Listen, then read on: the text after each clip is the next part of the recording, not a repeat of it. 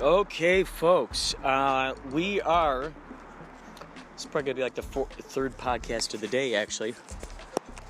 I'm heading on up to, it is 6:37 p.m. right now. Let's just say I'm 5 minutes late. Well, now I'm 5 minutes late. It's going to take me another 40 minutes to reach Union Station. So I met the Wizard of LA and the All-Seeing Eye and another fella in the NoHo Arts District. Why I didn't, not the NoHo Arts District, the downtown Los Angeles Arts District. I went out there with Jenny when Christian was in town. In fact, you can hear that podcast. We made, I think, like 3 or 4 podcasts while he was here. We went to the Getty Center, came across a player piano, some really cool stuff. I recorded the sounds of that. And that night, we went out to downtown Los Angeles because there was a couple of breweries out there that Jenny wanted to check out. And we could just hop around, see a few of them. So while we were out there, I came across the Wizard of LA, a fella in a top hat, mystical-looking fella, a pyramid with an eyeball on it, and a fella who seemed very mysterious. He had a derby hat, a cane, all dressed all in black. And I get the feeling these folks go around often and play this kind of mayhem. Reminds me of the stuff Me Clown Industries does. So they saw me and they said, "You should be our Jesus." And I said, "I'll be your Jesus." And after I posted a picture of him on the Inspirado Projecto Instagram page, he found me on there and he said, "Be our Jesus." And then all of a sudden, within a week or less, he put up a sort of an ad, a promo, if you will, on Instagram about everybody meeting at Union Station at 6:30, and we're going to sort of disrupt reality, so to speak. Just put a lot of question marks. So within the promo, it invited people to come out with masks and costumes and things of that nature. So I brought a few Halloween masks, one of which looks like the face that a Pegasus would have. Holy shit! Are they tearing this place down? Wait, what?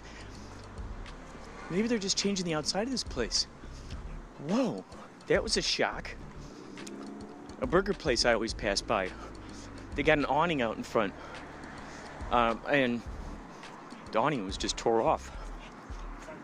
I had to figure out whether Sorry? That's all right. I had to figure out whether that place was condemned or not. Someone almost crashed into me coming out of, actually, ironically, a shop that I had taken my other iPhone into because I dropped it face down, the screen got wonky. I took it in there. He put a new screen in, but then the phone didn't work. So that was interesting. So that what I'm talking about right now is a different iPhone than the one I had back then. Wow, they're starting to paint the buildings here. Interesting. So, yeah, Wizard of LA. Some kind of hijinks. He wanted me to be the Jesus, but and I had actually contemplated bringing my Doctor Who bathrobe. Thought it'd be funny because then we could say that I'm a time-traveling Jesus. We'd say I'm a time-traveling Jesus. But I just didn't like the idea of bouncing around Los Angeles with my bathrobe. I need to get to I think what I need to do is get to a thrift store of some sort and find like just good old-fashioned bathrobe. That'll be my Jesus wear. That'll be my Jesus wear.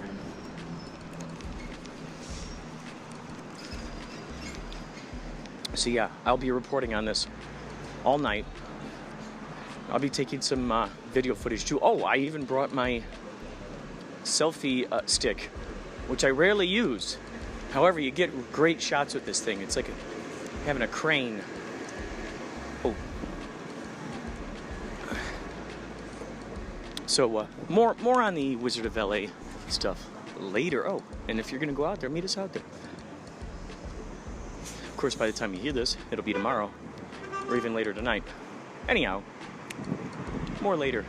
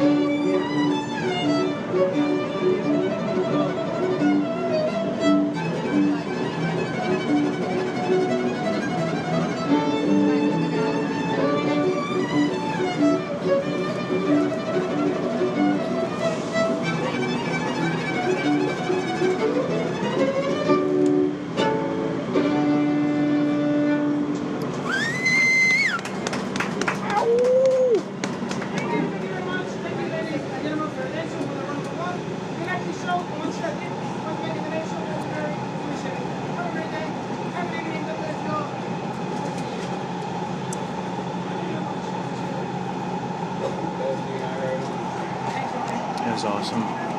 The guy had his violin out on the subway right now. He had his violin out and playing along to a pre-recorded song. Just brilliant, just brilliant. On my way to see the Wizard of LA.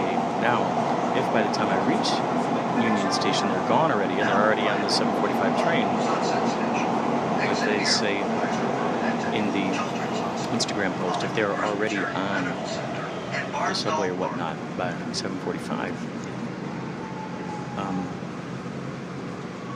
Obviously, I will not have known where they went. I only know that they met down there at 6:33 p.m. Union Station, and then they were going to go someplace, but I don't know where they're going.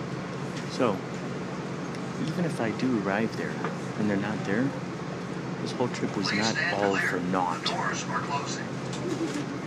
There's still a lot of stuff going on. So, more updates later. It is now 7:34. From what I know, from what the Instagram page said, they'd be here until 7:45. They got here at 6:33, and then they would hop on a bus or something, hop on a train, and then skedaddle. So we shall see. I'm noticing that it's gotten a little bit colder than when I left. So it's going to be a little colder up there. I'll have to see how I handle this. Alright. And now, walking through one area of Union Station. I do not see these crazy guys yet. I have a feeling it's going to be on the other side of Union Station, the other side where I'm not sure if they actually filmed it here or not, but there was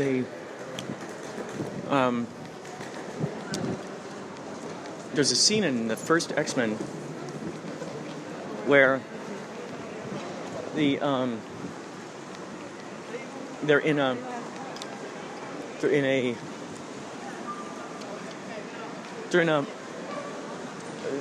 train place, and then the bad guys show up.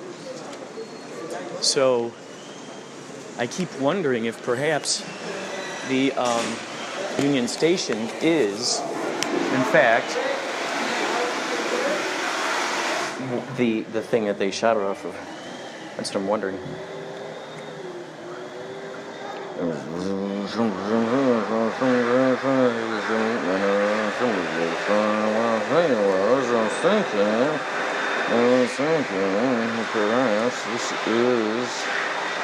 This is that place, you know what I mean? You go here and people standing around and you buy tickets, you know, gonna rise.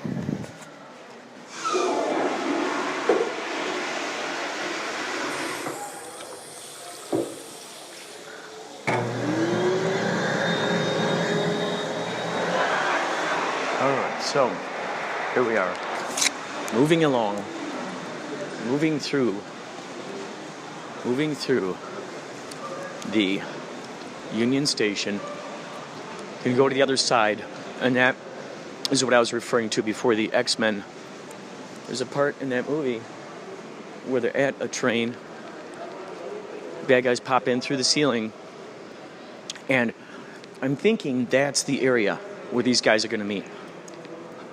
There are a lot of seats in there, a lot of benches, a lot of craziness going on. So, the time is now 7:38. I got 7 minutes to reach it. I got 7 minutes to get there before other things happen. What those other things are going to be, I do not know. I don't even know if the Wizard of LA knows. I don't even know if he knows. I don't even know if the All-Seeing Eye knows.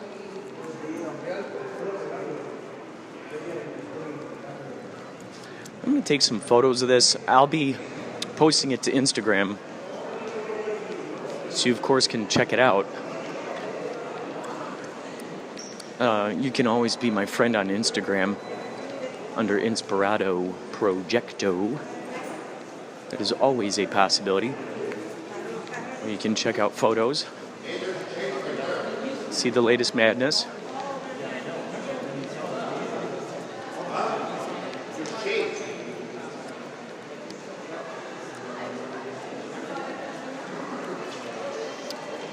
Here we go. We are approaching no man's land.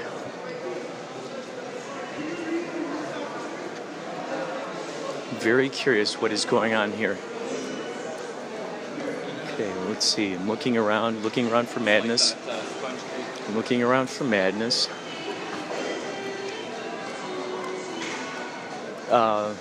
Looking around for madness. I'm now entering the area. Now entering the area.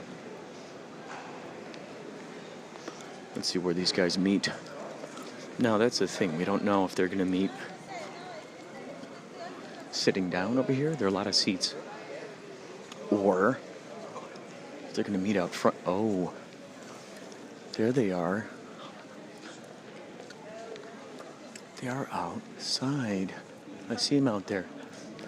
Now I just got to figure out how the heck to actually get outside. I think I see the person who plays the pyramid, or the all-seeing eye. So they got outside somehow. Now I just got to figure out how to get outside. Now I just got to figure it out. They're leaving soon. I see them out there. That's the crazy thing. I see them out there. Now I just got to figure out how the heck to get outside. Rendezvous with these guys. Oh, wait. Here we go. I found... Here we go. Oh my God. We're coming across Wizard of LA and Associates right now. So we're going to interview these guys. Good day. Oh, there he is. Hey, how you doing? Hi. Hello. Hi, nice to meet you. I'm Tara. Hi. So you guys are actually on my podcast right now, if you don't mind me interviewing you. So I got an interview, I have a podcast called Inspirado Projecto, and it's also a radio show. So I'd love to have you guys in the radio too. It's K-Chung 1630 AM in Chinatown. Actually, the 18th, this Monday. It's the first and third Monday of every month. So that would be a blast if you guys come in there. So how long have you been the Wizard of LA, and how long have you been being around the area of Los Angeles? Do we mean that in an infinite context? I mean, Sure, absolutely. because the Wizard of LA it's a title. It's more like a mantle. So I would say really maybe a year and change I've been the Wizard of LA. Did you see what I did there? A year and change? Did you follow that? I know your guys are smart. Oh, yeah. I heard that. So they're running on Puns and wordplay, multiple and that's where it's at. levels, right? Yeah. Oh, yeah. Yeah. So, and I've been in LA for a long time. Well, Louisiana counts too, right? Okay, good. Because, and the word because that's part of my domain as well. Yeah, the is a big part of it. Right. Because once you have you've really got the thing that hooks everything up. Absolutely. That's a glue that glues it all. That's like the force right there. Once you have a in the mix, what can't you attach it to? I know, right? Yeah. So I have that domain, and I'm glad. I'm thankful. I'm grateful for that. I live in gratitude. I think that the cool thing is when you're out making your legend with your friends and family, and at that point, you get to choose what your domain is, or it's That's chosen right. for you, right? That's true. So, for instance, what's your domain? Well, I have to ask you a question. I know you're holding the mic, but I'm Yeah. going to ask you. What is your domain of which you, like your sphere of working? Favorite? The only way I can really describe it is that the antenna. I just receive the bleeps and the bloops, and I just go where they tell me. Oh, see, that's beautiful. I love that so much, and I do the same, and that's what this is about. It's about tuning in to the source, being the vessel, and it's going to take you where you need to go. And it's a beautiful thing because is a guiding way, and you feel you're in accord with your purpose when you're doing that. Absolutely. And then what do you do then, too, is you start magnetizing other people who are listening to that frequency, right? Mm-hmm. Oh, yeah, absolutely. Absolutely. You're far better. Oh, my God. Far better What is this? worded Are you than handing I this to me? am. Have some lights. Are these... Ooh, I like this. Do I snap these? Yes, you can. I think there's. Do I snap these little giblets? Already, And what is your name? What's your moniker? What do you go by? my name is Tara, but I play the luminous Lumie here. Ooh, good. Been doing that for a little while. Oh, good. Following the wizard, making me come out of my shell. You know. Yeah. What kind of projects have you guys worked on so far? Actually, this is one of our first projects together, and it's going really, really well. I have to say I've never done anything like this before, and although I'm into the whole, Come out of the closet. Tell them what you did before this. I may have dressed as a harlequin one time and shot a unicorn in the Queen Mary once. But what was that project called? I think it was called Cirque Noir. Cirque Noir. Cirque Noir. Back in the day. Yeah, Cirque Noir. Something tells me you were the ringmaster of Cirque Noir. I was one of them. I was one of two. And what's been very blessing about this experience, especially knowing the Wizard of LA, is the fact that I've been able to get back into that bit of vaudeville, spur of the moment, intentional disruption of everyone's everyday perception, either at their feet, in their own heads, in their hands, in their phones, and just having a little bit of fun. And we seem to be doing that in all ways. But my name is Mark, also known as Reverend Mark. I'm currently the lead singer of a band called Ash Aria, and I'm very, very blessed and fortunate to be good. My brother and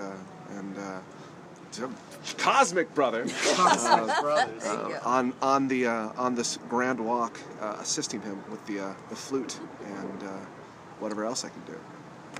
That flute looks like you've spent some time with the people who carved it. I will tell you a little bit about myself. 20 years ago, I did spend quite a bit of time with a gentleman by the name of Archie Fire Lame Deer out in Santa Paula.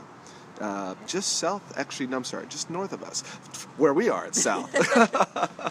But I did spend a lot of time with people that have great respect for this sound.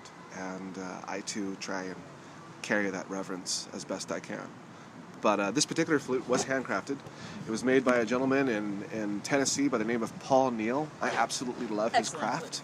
And if you're out there and you're looking for a flute with this sound, with this look, with this feel, look for Paul. It's been incredible seeing the reactions and watching how people have perceived this. Oh, yeah. Because the idea, and I'm sure your listeners are aware of these kinds of concepts, it takes a certain type of awakened kind of possibly a hero trickster. I'm sure you've got a lot of those around. Though really, they're sometimes referred to as the few who are out there holding the torch, bearing the light, willing to be the joke. This is the wisdom of the fool. The fool is a wise archetype. It's the only one that can make fun of the king. It's legal. Exactly. So sometimes you call them journalists, but yeah, a present company excluded. So coming out like this and seeing people wake up from a slumber, because all we've basically done here is decided to go and live out loud and go play in public and to use our imagination, which is ultimately the fundamental building block of everything that exists in everyone's universe. Everything you see around you started in the imagination. That was the origin point. So when you acknowledge that and you say, well, somebody decided to build bricks, someone decided to make mortar, they may not have been the same person. It's okay. They were both valid creations. The same goes for what we make of ourselves and how we decide to do that. And so really, this for me is the next iteration of a strategy of after you've woken up and you've basically, maybe you called bullshit on the game, or maybe you decided to to just let go of things you didn't need anymore, or maybe you decided to alleviate yourself of other people's anxieties or fears or values, and you needed to live in accord with your own purpose. And when that happens, the next thing you have to do is show up. You have to move it from talking to action, because you have the intent. You're like, I want this world to be different than what it is.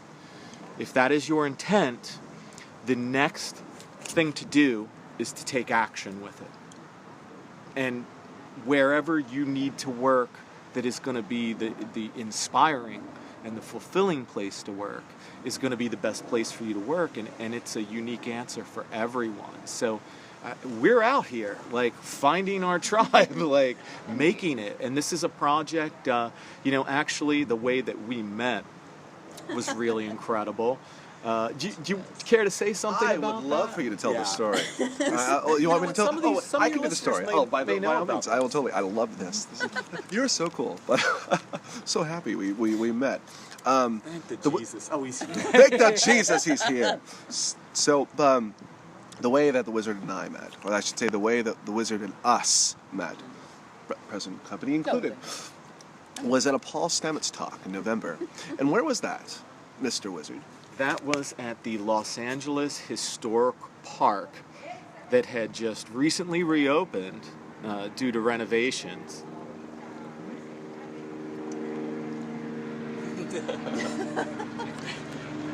We Now paused. interrupt your scheduled programming. Interrupt your With the helicopter.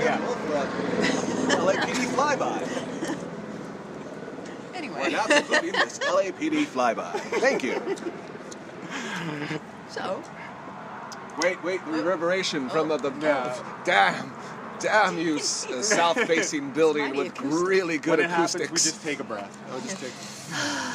Feels good. Wim the Hoff, baby. Wim the Wim Hoff. You gotta wim the Hoff sometimes. If it's no, cold, back. oh no. they circled around. They love us. Lumie, quickly. It's put this your clothes back on. podcast. They're fans. They want to They be are. in. They're excited. Hi. I'm on your Facebook too. I think we're actually waving. That's awesome. That's perfect. Yeah, we're actually waving. So we met during this talk, and it was Paul Stamets, and I had just come out, and it had been a while since I had been out and about, and I met you, and you were going to tell this story, weren't you? Oh, I'll tell it. Tell it. I had the intention of meeting a fellow mystic, meeting a fellow traveler, or whatnot. And it was very interesting because both myself and the Wizard here have a very similar background within the esoteric and the mystery school arts. We're both students, long-time students. We've both been, some of us have, us, I can definitely say that in plural, have met before in passing. But what's interesting about this particular gentleman is the fact that him and I have a very similar background with some of the schools that we've gone to. The first night we met, we were just, excuse my bomb that I'm about to drop, but we were just fucking with each other in the greatest way possible, because though I just met this guy and everything, for me it was just too good to be true. It was just like, I've met some tricksters. What kind of trickster is he? And after the end of the night, he is like, brother trickster, the honorable trickster, the hero trickster. I finally found him. Actually, there's others, but he's awesome. But beyond that, I had the intention of meeting this guy. And what was great about it was, like, every shamanistic experience he may have had on or off of psychedelics, it's always started with a fire. So either and sitting by one. And from every walk of where these circles began, mainly from the levels of the medicine man or the shaman, mystic, it's always by the fire. So at the end of this talk with Paul Stamets, I'm standing there with my soon-to-be wife and Lumie over here, when she's all dressed up, and just folding my arms and everything, having the intention of talking to somebody, holding this conversation, And this guy who was like brighter than Burning Man, walking through this talk, just happened to be the guy that appeared on my left. How you doing? I'm like, hey. And we continued the conversation, and then from there I had this birthday coming up, and I was going to go spend it at a remarkable place, and he was the only person who didn't cancel on me. And then we had this transcendental experience, and our clothes were on the entire time. It was awesome. But beyond that, no Crowley here. But no, seriously, at least not in this lifetime. But beyond that, we kept in contact. We maintained. We spoke about shared experiences and shared intentions that we both had. Moons, there was ballistics. That birthday is a podcast in itself and everything. I'll share it with you if you have us. Maybe some of your friends become our friends, and then we take them there too. I think I could see that happen. I could see that. To experience the ballistics. You have to come out there. It's amazing. I want to see the ballistics. The Mojave is a very, very, very magical place. Plus ballistics. I like that idea. Women, the Hoff, and ballistics. Plus It's definitely. It's a good song title. That is. So we're gonna make them to a song. Okay. So drums, maracas, and flutes. We got it. Let's go. All we need now is a box of beats. If you're out there, I can hear you. But anyway, actual dude. He's really cool. The thing that made it so special, I think, is that when we met that first night, and then I invited him back to my place, and we had a bonfire. And yes, our clothes stayed on for that too.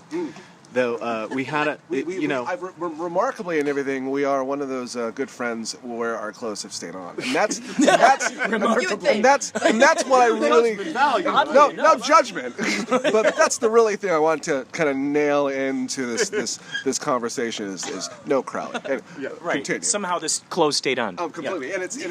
And there's a rule. It's no Crowley. But anyway, please continue. So we're around this fire, and to me, I've said, like, I think fire was original TV. Absolutely. Oh yeah. Yes. Oh yeah, absolutely. Yes. It's still Like the ancients, Fire and stars, too. Right. That's all they had, you know. right? Oh, The yeah. marvels of it, and I can go on for a while. I might make that workshop about There you go. the metaphysics of I think fire. you're making 'cause- it. Right? Yeah. Here's the curriculum. Here it is. Welcome to the workshop. Well, I've talked about it before. Right. And curtain.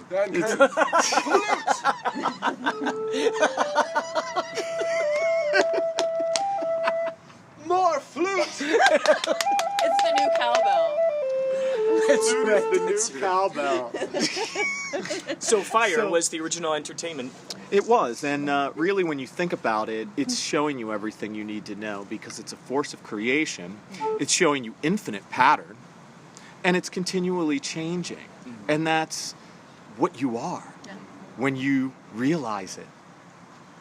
And just as it kind of waves into these different forms and things, it's looking like a pattern that resembles itself, and then it shifts and it changes, though it is continually shifting. It's continually moving through different correspondent points in space and time. And it's like at the point that you're aware of this, you are looking at your reflection. And that even when it destroys, it creates in its wake. You think about what happens to a forest after it catches on fire, and I then can tell you what happens. I can too. Yeah, we know. Right? Yeah. Were you in the middle of a forest on fire? I was Oh, yes, too. we were. My wife and I, my soon-to-be wife and I were We lived in one of the fire zones that currently took place The in eye of Southern the California. storm Like of we the were Thomas right in fires. the middle of it, surrounding the entire block. I was on top of the roof the first night with this very maraca, You just doing stopped an this. ember from burning the roof. And I'm just kind of on top of it, just on top of the roof, just watching this fire and everything. Blessed and horrified at the same time. And at one point, these embers started flying over us, just like marauder shells. Like, am I saying it right? But anyway, like rockets, marauders shells or whatever they're called and everything, going over our head like a war zone.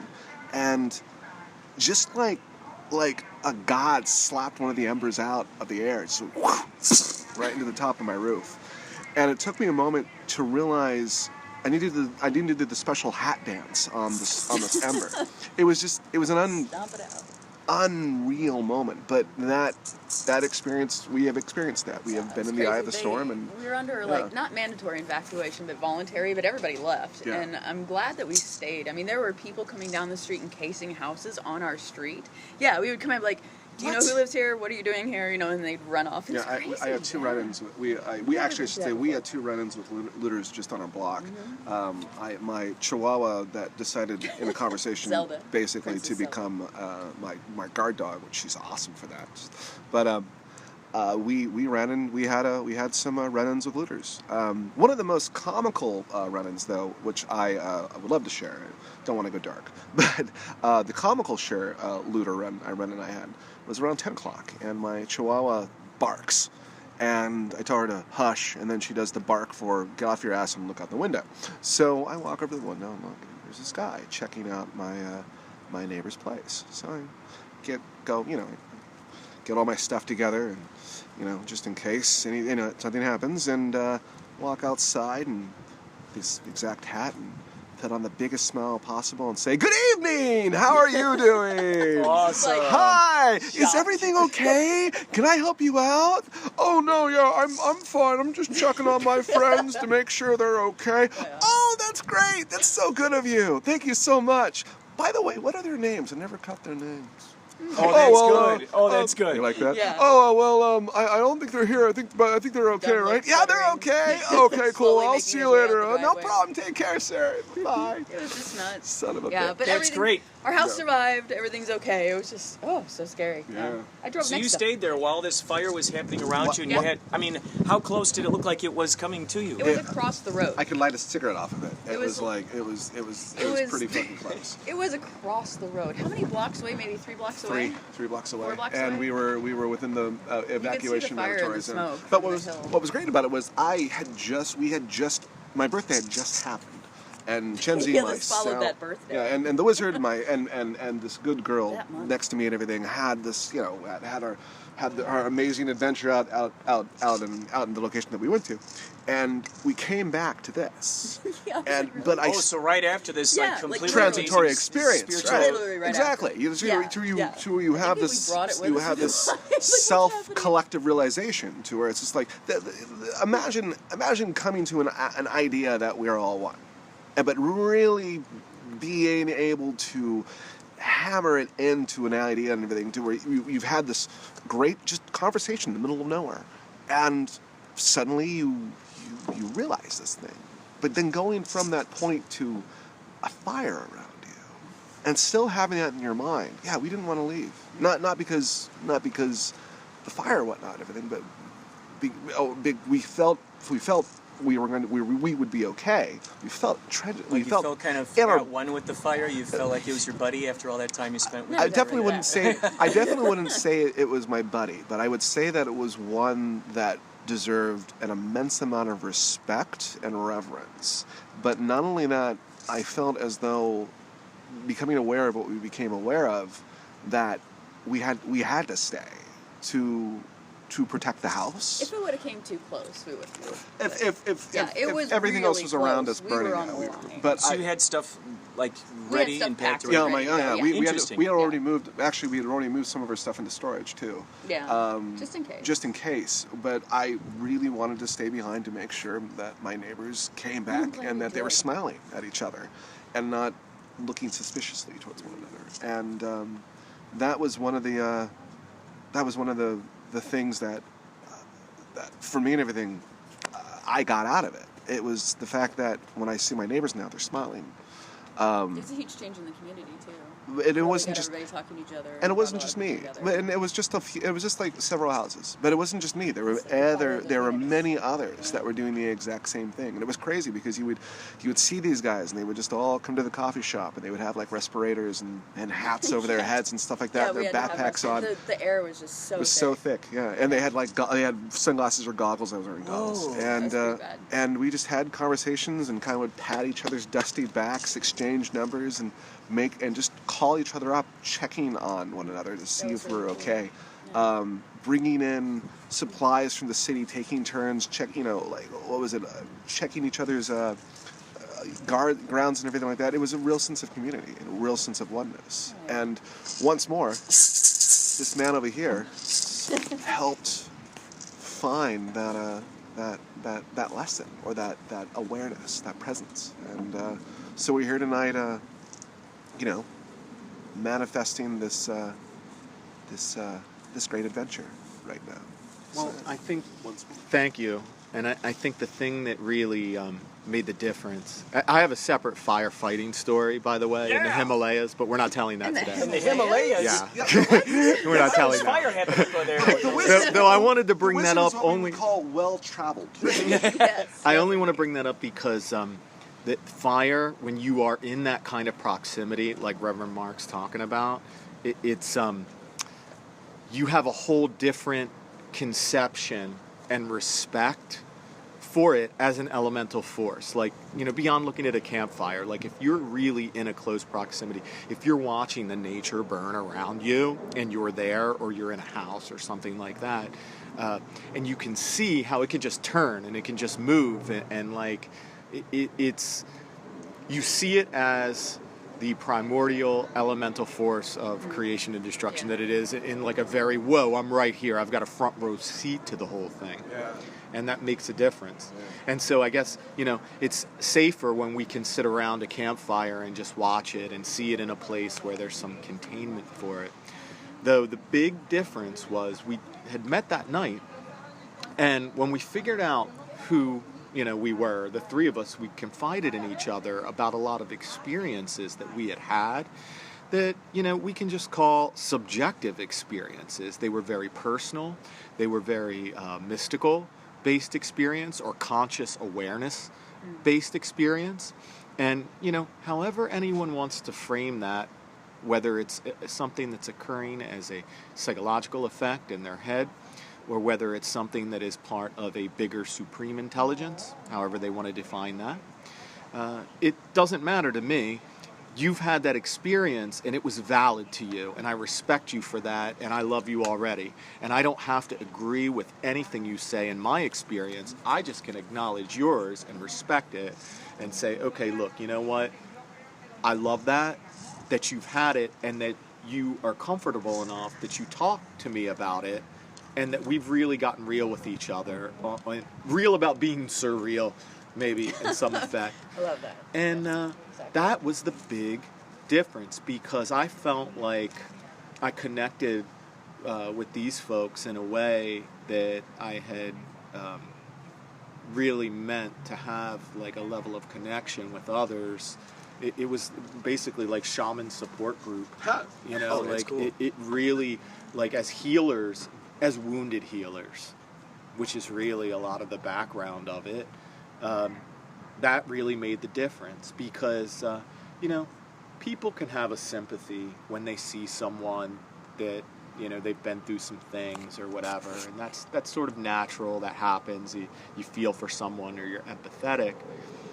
When you see someone who is strong, or you appear to believe as being strong, and you find that out about them, it's even more endearing, I think. Because then you're like, okay, it wasn't a situation where you're playing or hamming it up or anything, you're not being a victim. Like, you've really moved yourself from a place of being really down in the hole, and you've begun to make that ascent and that climb outward by fulfilling yourself and unfolding and living in your true will and purpose. And, I think that is a big difference for people when we see that.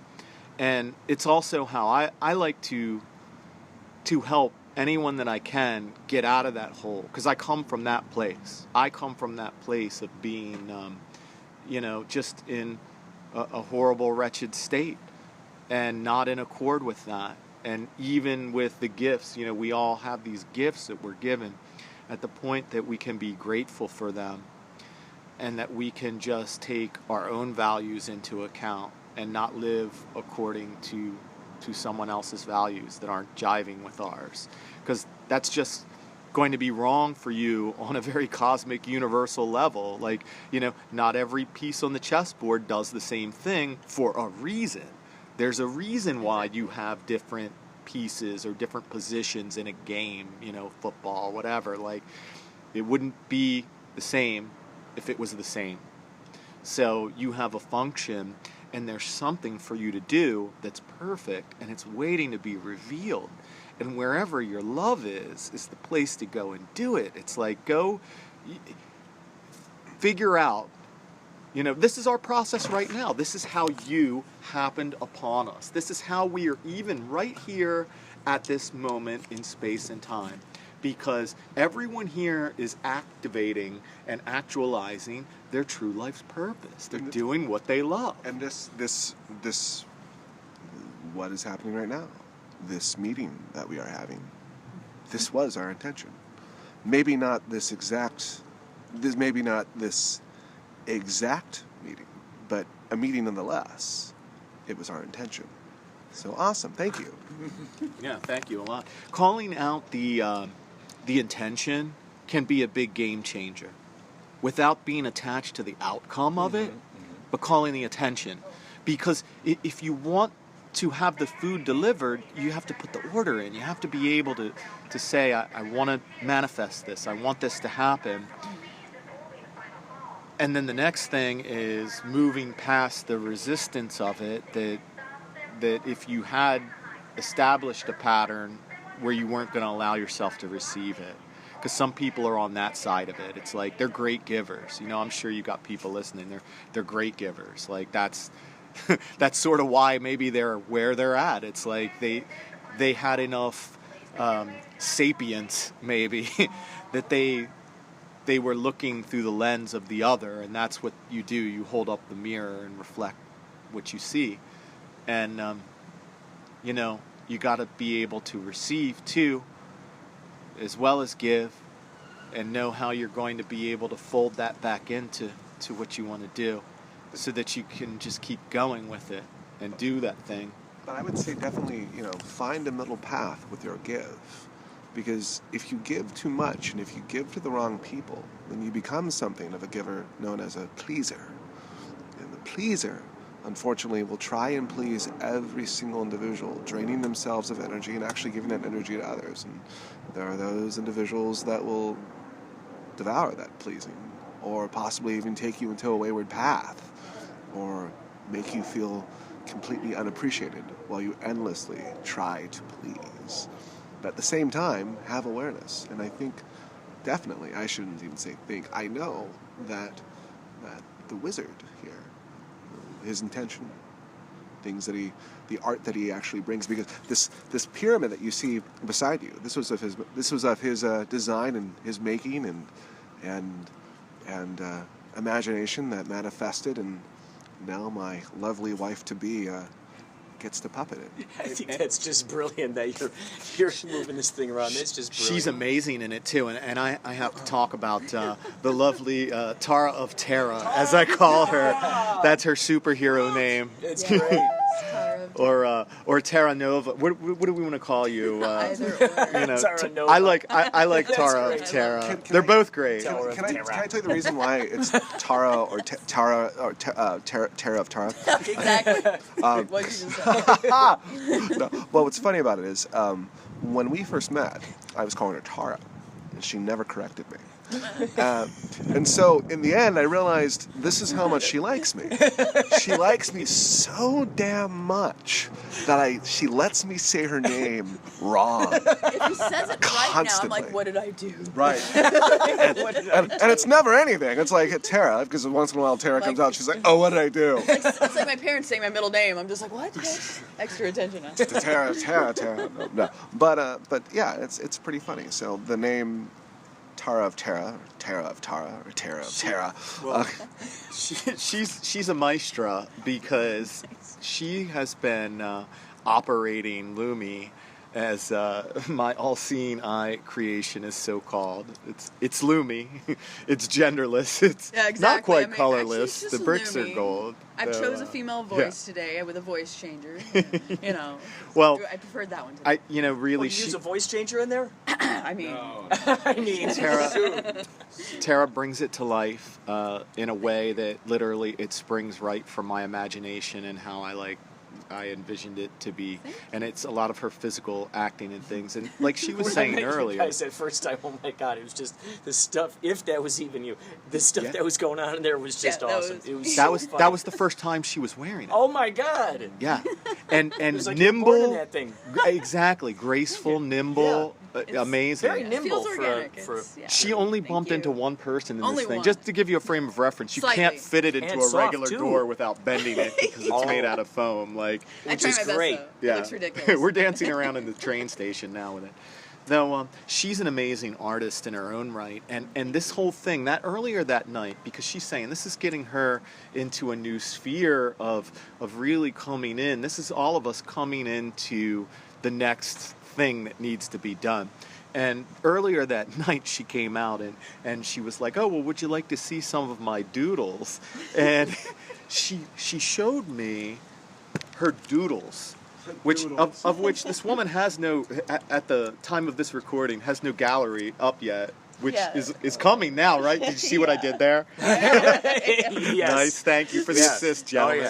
Oh, yeah. Okay, so Yes. these doodles were some of the most amazing drawings I've ever seen. I mean, we're talking detailed anatomy, cartoons, stuff that Ralph Crumb would be like, "Hey, that's cool. I like that." It's really, Thank you. it's Oh my really goodness. amazing. And this is about living in that thing you're loving and seeing this happen right now, because I know this is happening everywhere. Like, we're getting it. We're having this ascending moment where you got people at the tip. Like, I'm the tip of the spear. My angle is to, I'll draw it so that you can jump in, and then I can build your legend through me. You know what I'm saying? Like, I'll run the engine, and then let's hook the cars up, and then go. And then if I have to jump back and be the caboose, cool, because I love that Ouroboros thing. Give me my serpent devouring its own tail. It's a beautiful image. And that is the role of the mage, of the why is this? Damn you, dyslexia! What's the word I'm looking for? Not shaman, but magician. There we go. That is the role of the magician. It's the MC. It's male or female, the individual that brings focus. That's what he's doing. I ought to mention my podcast now, because good. I just started one. Oh, cool. Just released my first bit of it yesterday, and it's called Woke Minds with the Wizard of LA. Where can it be heard?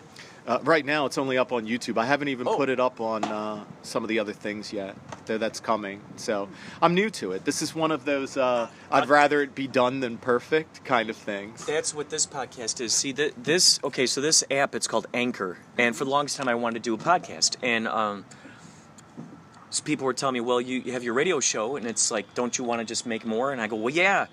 And I thought, well, but I just don't want to do all this editing stuff. I just don't want to go through a whole bunch of stuff. Well, then my buddy goes, check out this app.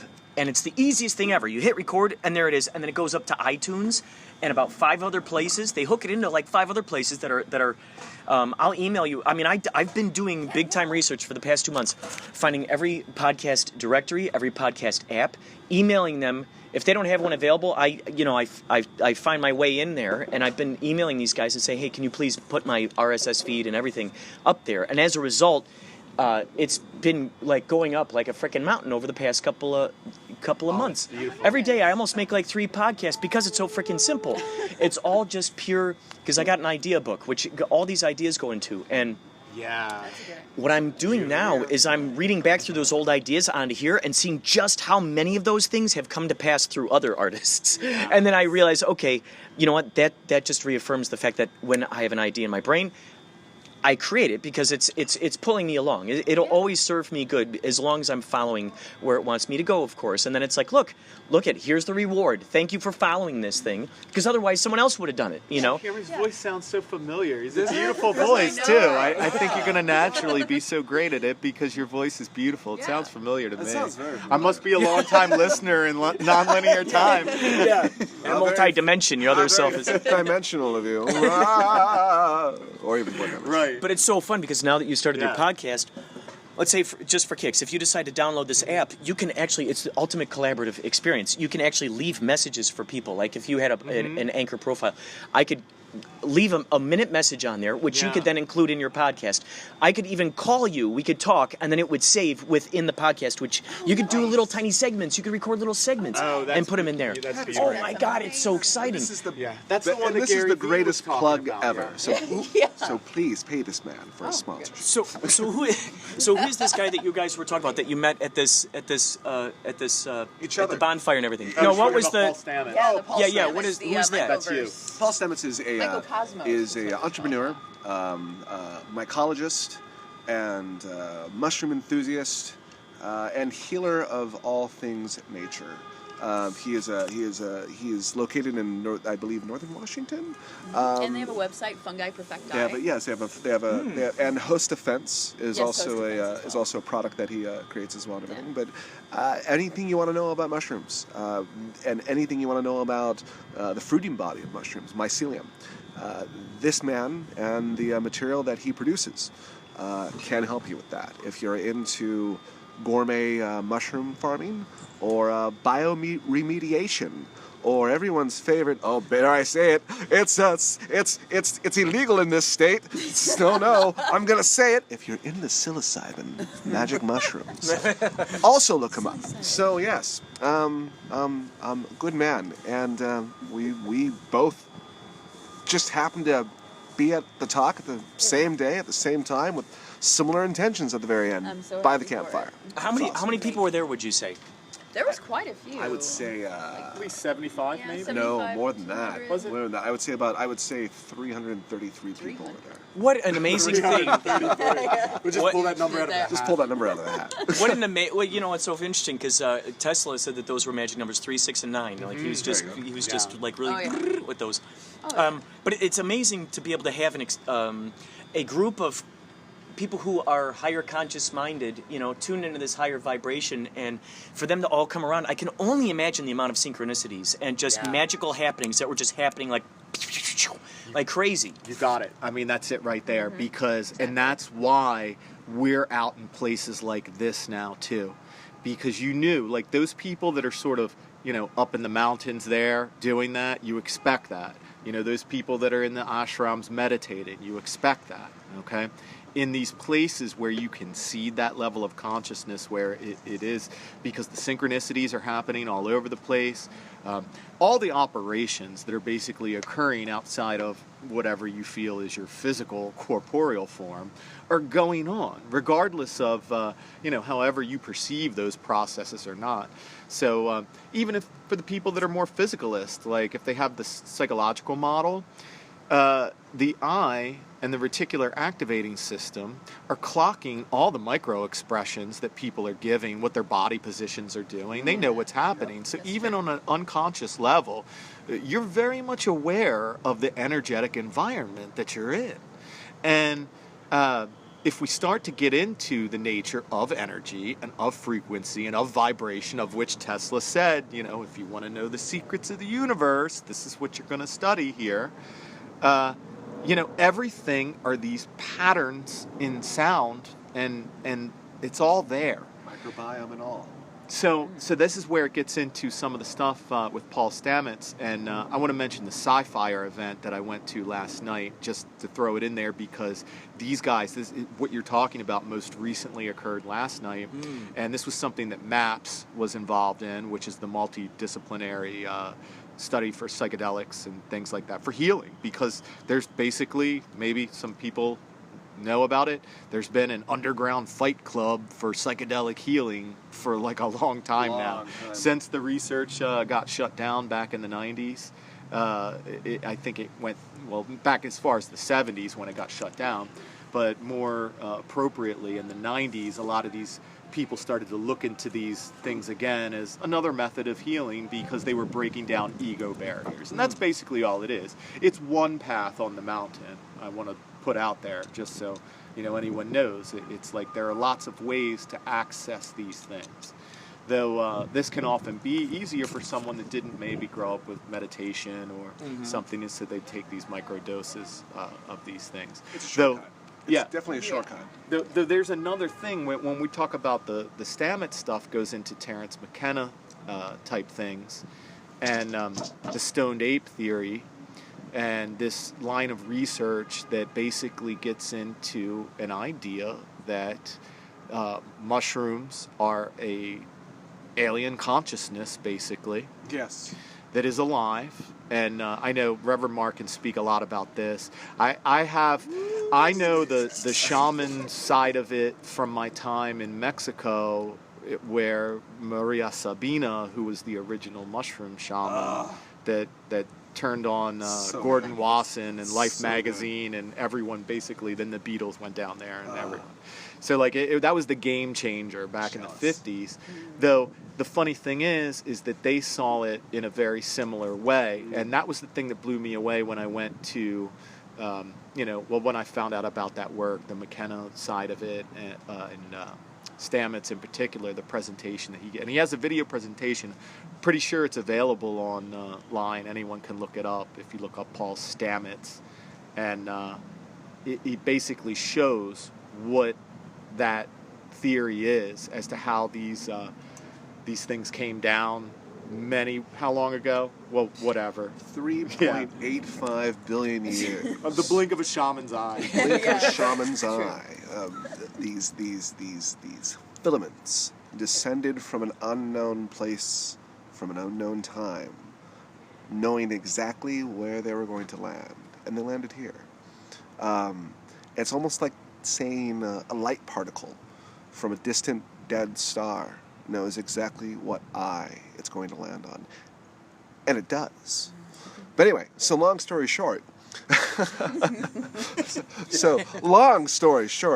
on the back of an asteroid descending from the atmosphere in its own maybe even in its own spore, protective barrier.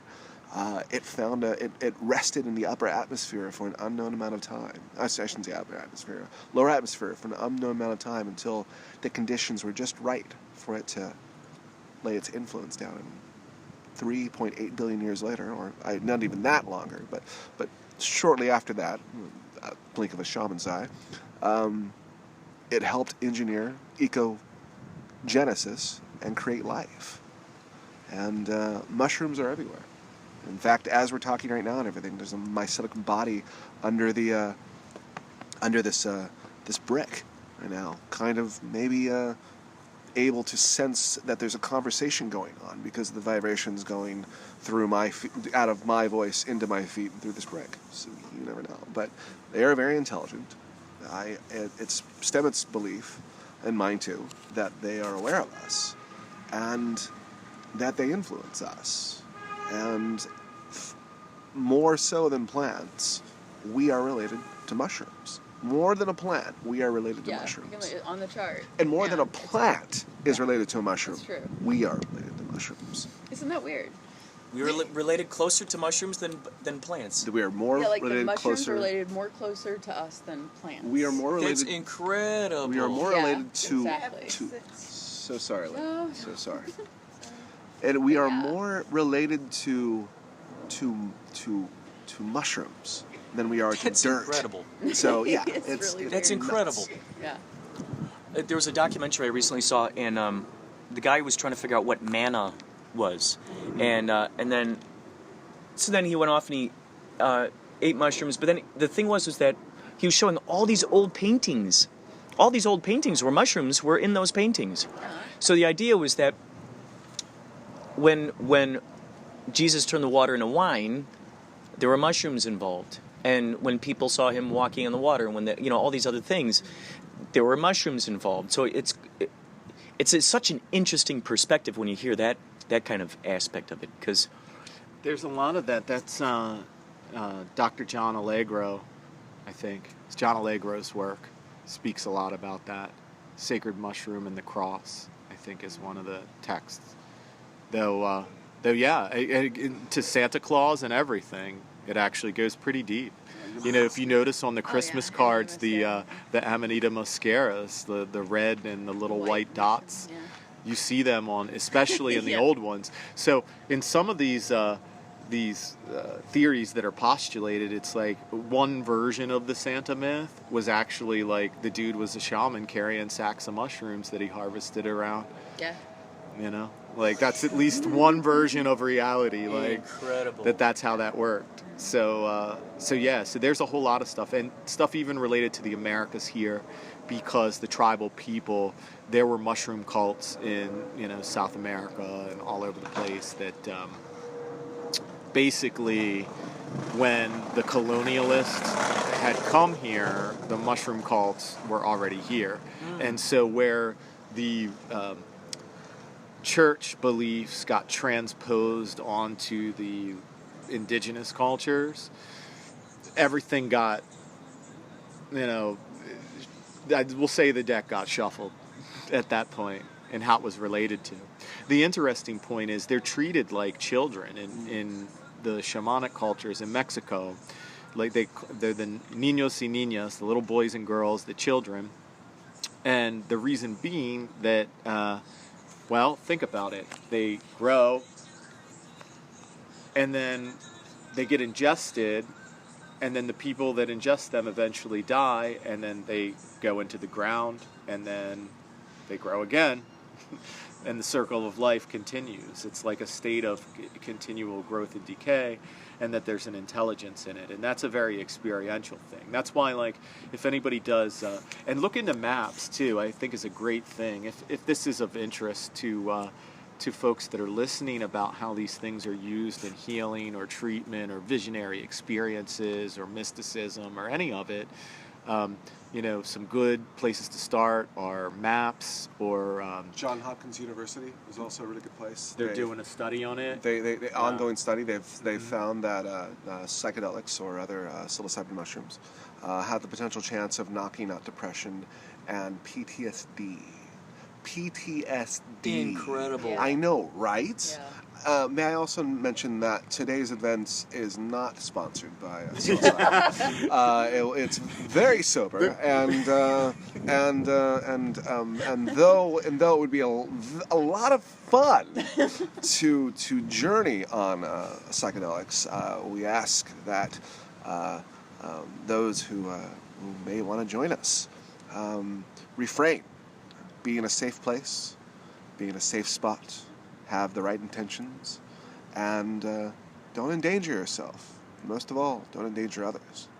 That's the reason why we choose to walk psycho-free. yeah, it's set and setting. I don't think I really need anything, really. I'm pretty sober. I don't think I need anything. I think that... you know, I second that, though. Thank you for the disclaimer. I think the important thing there is that to the people that think that you just do it and someone would use that to escape or to get high or something, that they could see that in a new lens and see, oh, wait, these things actually treat and help and heal you and bring you to knowledge and gnosis if you create the intent to use them that way. Yeah. So if somebody hears that and goes, oh, I don't just, you know, take a bunch of these and then go to a concert, you know, like it could be dangerous. You know, that's really see Dr. James Fadiman's work and the Psychedelic Explorer's Guide. If you know anyone that trips, I think that was like a great book. I thought I know that the work continues on this stuff though, so it's very alive and well, and it's also again worth mentioning. It's just one path on the mountain. Like it's not necessary to do it that way. You can get there without them, and there are those of us who have used them to essentially get there a little quicker. But at the same time, if you don't have, like I said again, the reverence, the respect for yourself, for understanding that path, then taking the mushrooms could be working the exact opposite.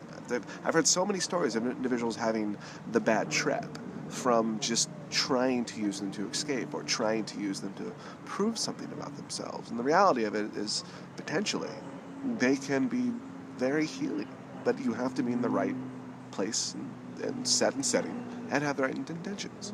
Take it away, Wizard. Yeah, I think intention is going to count for anything that you're doing the most. because that is you putting the target on the board. So whatever your intention is, and if you need to know what your intention is, then make that your intention. I need to know what that is. That's true, that's ringing true, that's going to bring your heart and mind together, because you want them both operating together in unison. Wait, hold on. I'm gonna pause this for part 1, and then we're gonna go to part 2. Commercial break. Okay. Yes. What is she doing? Are you coming in and grabbing the money out of my jar? She is. Are you really? How do I respond to this? What are you doing? Why? What are you Why doing? would you do that? Why would you do Is this the Illuminati? Someone is now. Duh, yeah. It is the end of the night. Illuminati in person, huh? Yeah. Oh yeah. Cool. Right there. You can't escape it. I You know. can't it's escape it. It's pervasive. It's everywhere. It's everywhere. Does anyone else want someone stealing from them? Yeah. Is this what life is about? Is this it? That's not cool. Is this what we do? Let it go. Let it go. Do we just take things from other people? Let it go, girl. Because you're crazy. Let go of this hand. That's not cool, Because girl. it's not you. Do you realize what you So interesting. So we're walking around with a tip jar, and some gal just walked over, put her hand into the tip jar. You stupid. Yeah. You trying to drag me through the Let it go. It's not yours, darling. Come on, girl. Let it go, man. Let it go. Let it go. Let it go. That's not yours. Let it go. Come on, girl. You wouldn't like that. Blessings and letting it go. What is? No, it's fine. You did the right thing. What is this? Do you want that? No, do you want this? Because I'm about to steal it from you. Girl. Come on, man. Don't do that. Don't make a fool of yourself. You see all these people here? I don't have to make a fool of myself. You just We're made a making fool of fools. yourself. Okay.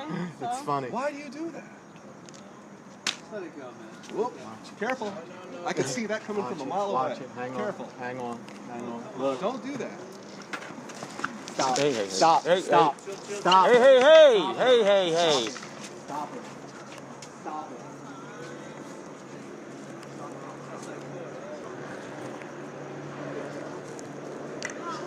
Some gal. Hell no, he ain't about to. Is he okay? Can you get that? Yeah, I'm okay. Get back. Whoa, whoa, Get whoa, back whoa. now. You gonna get your motherfucking ass beat up in here. Oh, hell no, I'm Stop gonna it. No. fucking Guys, I'll get fuck back, that guys. bitch up. Hey, Yokayo. Do not touch me. Get back near my wife. Get back. Oh, hell Can you no, guys- you better get the fuck away from me. Stop it. I'll fuck that bitch up. She better. Look at what you're doing here. Okay, she can wear them damn clothes. I don't give a fuck because I got some more shit coming any damn way. Bitch. Please do not Hey, hey, hey, hey, hey, listen. walk along the edge of the platform. Lady. Stop. No. Stop that. Oh, Stop it. hell no. Hey, come. No. No, let go of my hand. Do not Let go of do my this to hand. my friend. Do not do this. You need to get back. I've been nice to you. I've been kind to you. You went in, I wanted from you. I'm still loving you. I'm giving you love. I'm accepting you. I love you unconditionally. Please stop this. Okay. Okay, for me, okay? Because look, I built that. Can I tell you why? To pay my rent that I'm out here doing. And now it's broken because of that. Because of what's happening. What would you do? What if that happened to you? Why would you do that? Look, I'm being loved. Well, I know you're hurt is why you do that. That's why you would do that because you're hurt. That's it. Okay. This train's final destination is Atlantic Station in East LA. That's ridiculous. That's ridiculous. You guys alright? Oh yeah. It's crazy that that kind of stuff is going on in this world. It's just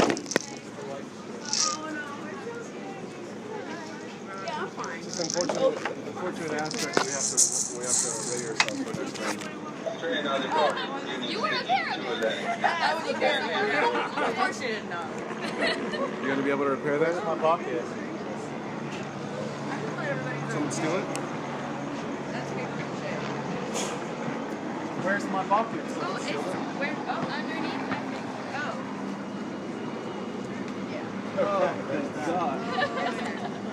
Your buckets is safe. Well, there's something we're enjoying. Just need a little patchwork. It's okay. It's not too bad. Keep doing what you're doing. It's really original. I know it's resilient now. Exactly. The light strip Now you know somewhere. what that I don't have the light, which means I have to order the light. Thanks, guys. That's a nice piece that got ripped off. Thank you. Actually, if I can even do it. Okay. Alright, so what are we going to whenever anything happens, it's a challenge. First thing we do is say, okay, what lesson do we need to learn there? At that moment, I think the most important thing is to understand the level of danger, even if it's skinny. It's still dangerous, and so the moment someone's reaching into your pocket, you just kind of smile and like move it away. And with us and everything, the other aspect of it is the handful of dollar bills in her hand really worth it? You know, should we just have like made a fool of her and just allowed this not to happen? Because the moment we resisted and we tried to kind of push back, that happened. This because it was the resistance. Because at the point that you resist, you create a tension, which is met with, yes. But how do you prevent it then if you don't resist? Because you either ignore or you transform it, you transmute it. And the only reason she stopped was because I got her to engage me in the eyes, because she was going to come back again. And each time it escalated. Because did you see the dominoes? Because you came to defend, and then when she resisted, you resisted more. Then when you resisted more, she resisted more. Then when she got into your business, then she came in and brought that resistance. And it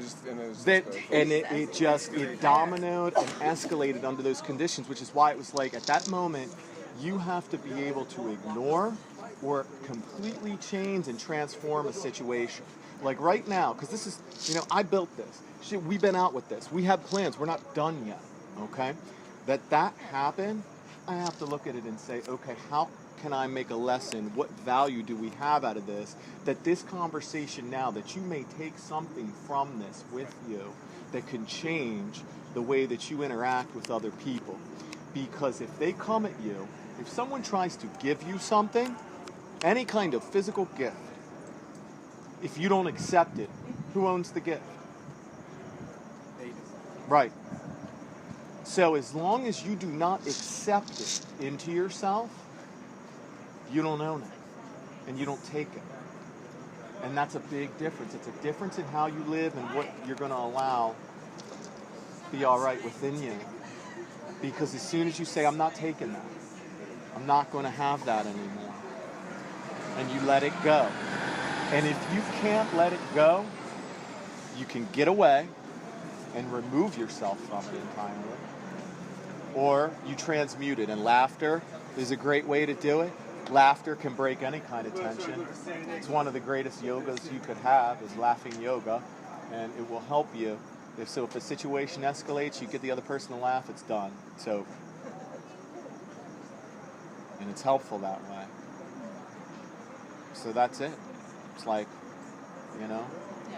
one thing to the other, because at the moment, when we meet people and they do something like that, like to try to do that. That is the first time out of thousands of people. It's the first time that ever happened. I know. But that demographic is really interesting, because that, within the lines of self-defense and whatnot, and everything that you learn from martial arts, that can happen out of 1,000 chances. And unfortunately, that happened for us. 1 out of 1,000 chances. Well, you know what, though? Chance, lesson, it's though. like you flip a coin, it's 50-50. Though you can have it come up heads every time. What do you think was My friend, she one saw more an photo. opportunity? What was that One more photo in opportunity? its proper stance. Well, I wouldn't speculate on her thought process beyond saying that you don't operate from that level of consciousness unless you have been hurt or damaged or trained that that was an acceptable form to interact with other beings.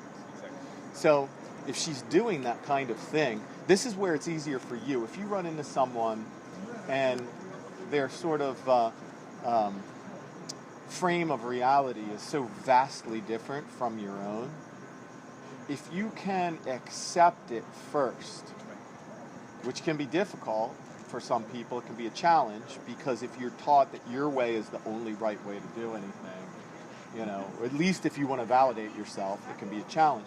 It doesn't have to be, though. If you accept another's reality as being a valid experience, whether you agree with it or not, you say, I recognize that that's an experience that they had, that whatever happened in their life whatever happened in her life brought her to a point where that was acceptable. That whole thing, that was okay. Something happened there. If you deal with someone and they are ignorant, because it's ignorance in the true sense of the word, meaning not knowing, not as in rudeness, as in not knowing any better. Like if you knew better, you wouldn't do that. It's made sense. So you just go, look, you don't have to take that on. You don't have to adopt that opinion. Though you can go ahead and accept it for them, because at any point in time, if someone's living in their own reality, though it's not infringing on your own, game on, right? This variety is the spice of life, yeah? Let people be different. Let them look at it in different ways. If they're not impeding your ability to do the same thing, no harm, no foul. And if that much was recognized at this point in time, in this history of this space-time and this civilization, that right there will save us. That right there, that principle of the golden rule that you can find in any kind of religion, reworked in any kind of way, it's just good policy that you're going to, at the very least, not do things to other people that you wouldn't do to you or want done to yourself. So at that point, you've really changed the game. As we get out and live by example, we have that ability. So the less fights that occur, what do you think that does to the base level of consciousness in the world? How safe do you think you would feel if you walked down a dark alley and you knew that whatever was going on down there, nobody was going to assault you? That's a different world. Wouldn't be so scary anymore, would it? If you're like, you know what, I know maybe there's poor people down there, maybe there's drug addicts down there, whatever, they're doing with their own thing. If I know they're not going to do anything to me because they recognize my sovereignty as a being, that I have a right to exist and that my experience is valid, game on. Do you know where that starts? It starts with you doing it yourself. Because otherwise you're expecting the world to do what you are not. And if you're going to do that, you're just going to set yourself up for a fail. The way to do it, in fact, the way to change anyone is to live it by example. Because everyone you ever loved, everyone you ever thought was cool in your entire life, that was learning by inspiration. It wasn't them telling you what to do. You looked at someone and you were like, I really like that. I want to be like that. And it was because they were living their truth. And you saw it. You saw yourself in their truth. And it inspired you. And you were like, yeah, I'm going to live that way. They didn't have to tell you about it. So maybe that's it. I'm just spitballing here. What do you think? I agree. Thank you. Hey, Patrick. You're welcome. You too. Thank you. Thank you. That smells delicious. I'm sure you're enjoying it. Yeah. So maybe that's what that was. Yeah. Do you see how I did that? That's an Aikido move. That's it. That's psychic aikido. You know what else knows? We're gonna teach that class. You know what's also really funny? Too? Yeah. Psychic You know aikido. what's really funny, unfortunate about this entire incident? She saved her life. Actually, the very same person that she was trying, this person was trying to hurt her, she saved her life. She was actually I about ripped to. her shirt. She was gonna fall into She the track. she almost fell into the track. That's why I pulled on her shirt she and pulled pulled her back, and shirt it and ripped. pulled But back like, and- Oh my gosh. Yeah. I was like, oh. The very same person that abuses you. Unfortunately, Oh my God, let somebody fall on me. Who's in a better position? Who's in a better position than someone that has a knowledge that this is all connected? You know, these guys, like this guy's wearing a uniform. How many people treat him like something because he's wearing a uniform? You know, this is a real being with real love and real feelings. And it's no different for the guy in the business suit or the guy in the tank top or the people dressed like wizards. It's all, or musicians. It's all the same. You see, do you get that? Because it's like, here's your costumes. We're all just wearing our costumes, right? Yeah. We're all playing the game. Yeah, playing the game. So when we can look and be like, I see you there. I see you. And I never thought I'd be playing the game as hard as this. Right. I promise you that I'm here. And it's not going to be much longer until I don't have to play this. Thank you. I like the imagery. What is it inspired? What thing were you doing? Well, I built that, and I love that. It reminds me of on the back of a dollar. yes, it's an all-seeing eye. It's a very ancient symbol. It's one of the oldest symbols that's been around. In fact, it's a symbol that was actually found 5,000 years ago. Awesome. It's been around not long ago. It was actually believed to be God. Yeah. So it's like God was believed to be basically nothing more than a triangle and an eye. Yeah. This is essentially kind of a homage to that. like But at that. the same time, it's also sort of a social experiment too, because it's like, what do you think when you see this? Yeah. You too. Peace and love, brother. I think of the Illuminati signal too, because I've read the back of that book. Oh, really? Which book? It's you can read the Illuminati's actual their official work by Oh. going on the website. They recently released a book, so it's their actual. Just let the opinion. They? Really? You know, yeah. The organization actually released a book. This is beautiful. I like what you guys Thank are doing. you. Thank you. Sorry that somebody ruined it. Yeah. No, it's okay. No, it's all right. That person taught us many Yeah, things. if you read it, Yeah. it's available. You can actually even look it up on Facebook. How you doing? You're the one who got smacked in the eyeball. Oh no, I'm fine. In the eyeball head. Yeah, I'm just glad I didn't get the chance to like hit her or anything. I just I'm like, oh Jesus, woman, just stop. Let's go. All right, you know what? Here's change the plan. Crazy. Let's take it since we're here still at Union. Let's take it and put it away, and then go to Little Tokyo. Cool. Okay. Sounds good to me. Send it. Yeah. Sounds good to me. Yeah, and this guy didn't. Yeah, poor Lumie. Well, So I it's mean, 11:35 right now. I got to get on the train before oh, 12. okay. Okay. At least before 12. I got to Well, get I'm on the glad you got to stay for the. Yeah. The fun's part, but at the same time and everything, what's cool about it is you got to witness a great lesson. Now we get to know. Now we get to know what to do next time. HBO. Where are you traveling to? I'm in.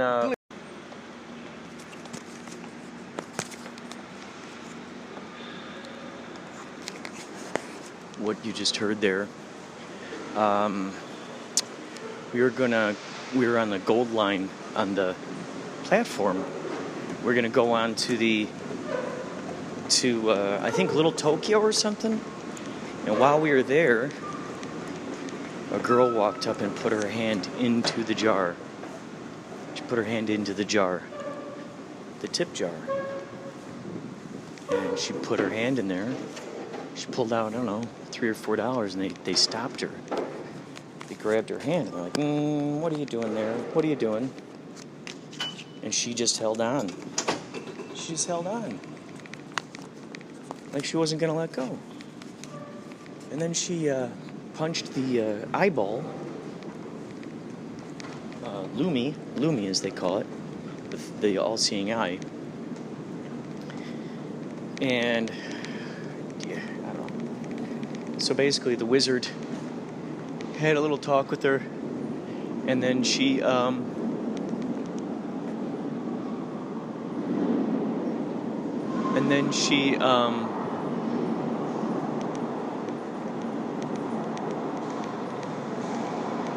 Yeah, he talked with her, and then she got on the gold line and left. He talked some sense into her. She let go of the money. She damn near fell off the train tracks.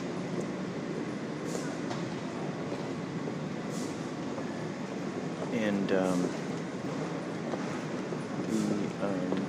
the gal who plays Lumie,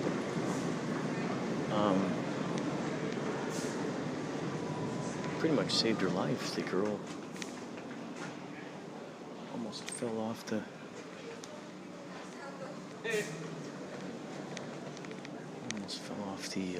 train. Holy shnikes, I'm on a train full of sleeping people. Each car has at least 4 sleeping people.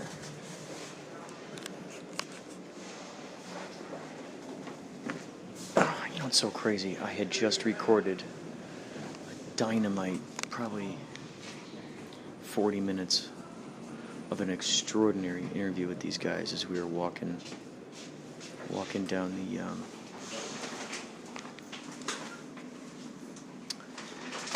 as we were walking over their parking space. I had a great interview with these guys. And I think I'm starting to understand what needs to be done when I record this stuff. I think the reason why it got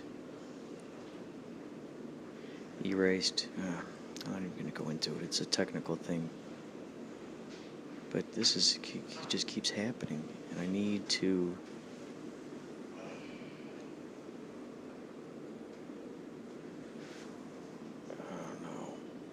do something. I need to figure it out. There's just too much great information. We had an extraordinary time out there. It's so fun. We went out to, 7th Street and Metro, I think is the name of the street.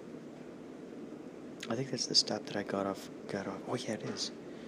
I think that's the street that I got off for the Adam West Memorial to go down to the City Hall. I think that's the same spot. So we went out there and we were hanging out there, dancing around. I had a drum in my hand, a maraca with a drum.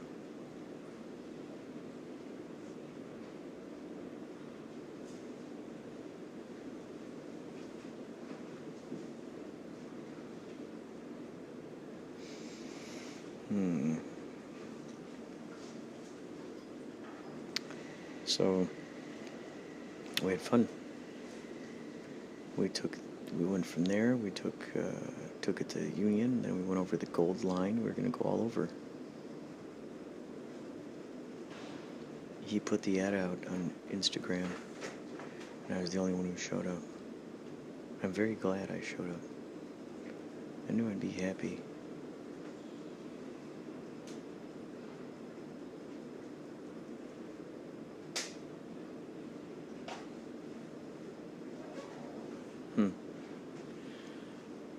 Quite interesting.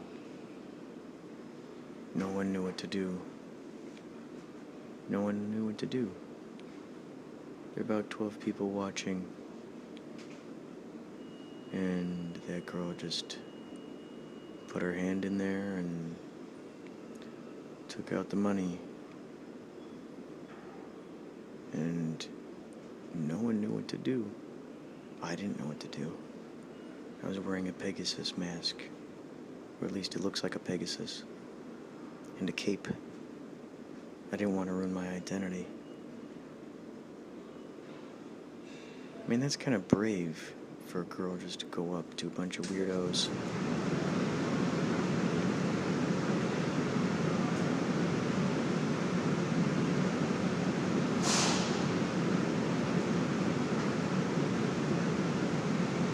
So, I mean, that's just bravery.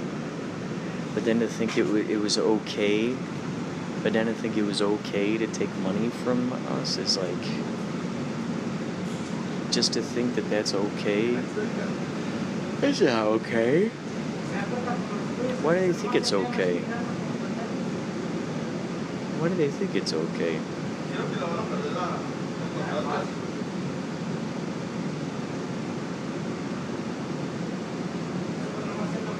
It was an amazing experience. It was a great experience. I look forward to more in the future. I recorded all of this information with these guys. Their, bands, all that stuff.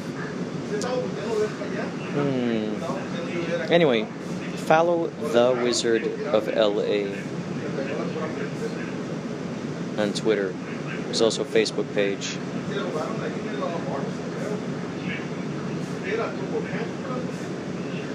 Alright. I think I'm gonna go for now. More later.